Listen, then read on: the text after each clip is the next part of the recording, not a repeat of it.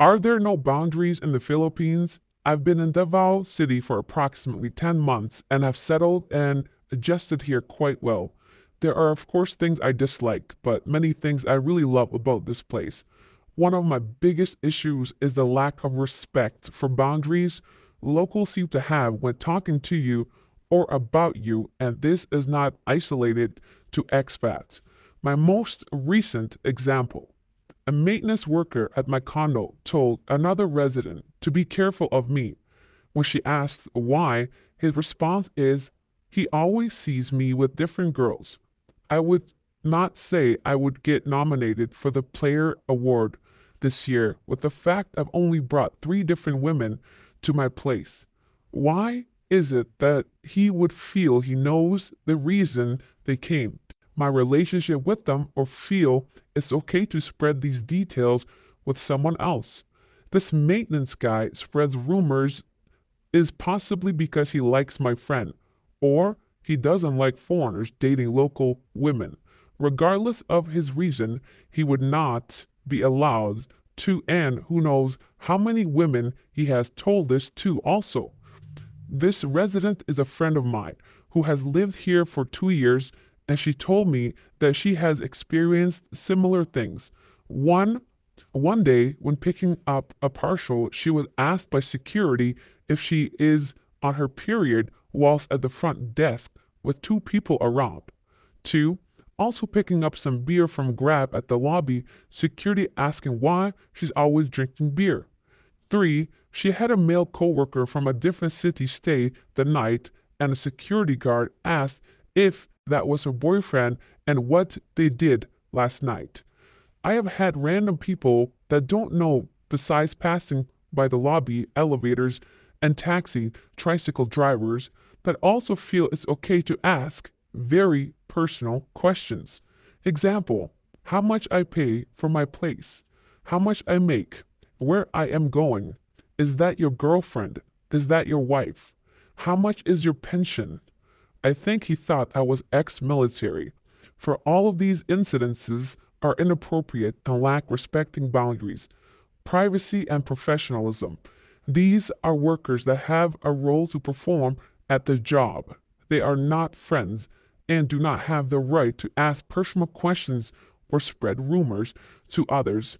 In regards to the regular people, is this normal behavior of locals? Why is it like this here? And does anyone have any advice on how to address or handle the situation? I would love to tell you my personal thoughts, however, many other people have better responses.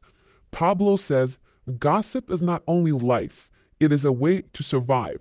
Everybody knows all about you, and because you are foreign to them, they assume the rest. Secrets do not exist. Your bank balance, local, your woman, your visitors, your family, it is all known or assumed. Learn to live with it. Learn how to keep it a secret. A hair in the laundry can start a story, and it can be useful. We met a woman from the other side of the Philippines. My wife did not trust her stories. Within 2 hours, she had all the details about the woman, up to the brand of motorcycle she owned, the size of her house, her social life, her friends, her husband, her boyfriend, her kids. There are no secrets in the Philippines. If you want to keep something to yourself, good luck. They are very good at finding your secrets. They have lifetime of experience. They even find out lots of details of your life in your home country. 12 million Filipinos living abroad. Remember, if you want to survive here, it is best to live such a way that you do not need secrets and can be fully transparent and keep things which you want to keep to yourself in a vault, abroad, physically or socially. This person seems to have given in to the Filipino culture. I say bullshit. Keep to yourself. Do not speak to anyone. You do not need to. Any blacksmith has a great answer, and he says, short answer is yes. That's how it is here. How to deal with it? Have a firm boundary and call people out when it's necessary, but also just adjust to the local culture and laugh it off when it's not necessary. When you call them out, they will pretend not to understand or speak English, and will make nonsensical excuses that other Filipinos will pretend to agree with. Don't worry about that. They will get the message. A Filipino in the same situation would never call them out, so they will be shocked. For personal questions like asking about your salary, rent, women in your life, you've just got to accept that those are not considered personal questions here, and it's not taboo or overstepping boundaries to ask them. So, here's how to deal with it. For example, how much do you make? I make enough to live a good life. Smile. How much is your rent? A bit higher than my last place, but not too much. Is she your girlfriend or wife? Just tell the truth, or say yes to save face for the girl. You really can't survive in the Philippines if that is too much of an invasive question for you. Guards are quite annoying, security guards specifically, as you found out. Trying to be nice and reasonable and respectable with them sadly doesn't usually get you anywhere, and they'll just bite you in the back. There are two effective approaches to take with them. Number one, buy them off. Give them food, drinks, cash, old clothes, furniture from time to time, and they'll become your number one supporter. Two, avoid them as much as possible. Dehumanize them to an extent and just be very matter of fact with them. It always used to piss me off seeing how Filipinos here don't even say thank you or look them in the eye when they carry their bags, open their doors, etc. But I kind of get it now. Don't let them think they have any leeway with you. Sadly, in Filipino culture, even more than Western culture, kindness is taken for weakness. Excellent point made at the end. Kindness is weakness. You can be very polite, and people will simply take advantage of your kindness. This happens all the time in the Philippines. It is best to either ignore them or try to buy them off with small gifts like drinks or a can of beer, which I'm sure security guards may not accept if it's a condominium. Many people have shared their stories and their thoughts on the matter, and they all seem to agree that there have been situations where people are intrusive, especially if you're coming from Western culture. But in the Philippines, gossip is a way of life, and they do not see it that way. Fig Biscotti says, you know how so many expats like the fact that Filipinos are polite and women dress in a more feminine manner? The flip side of that is a society that stresses conformity. This is enforced through social shaming. Nope, you can't have your cake and eat it too.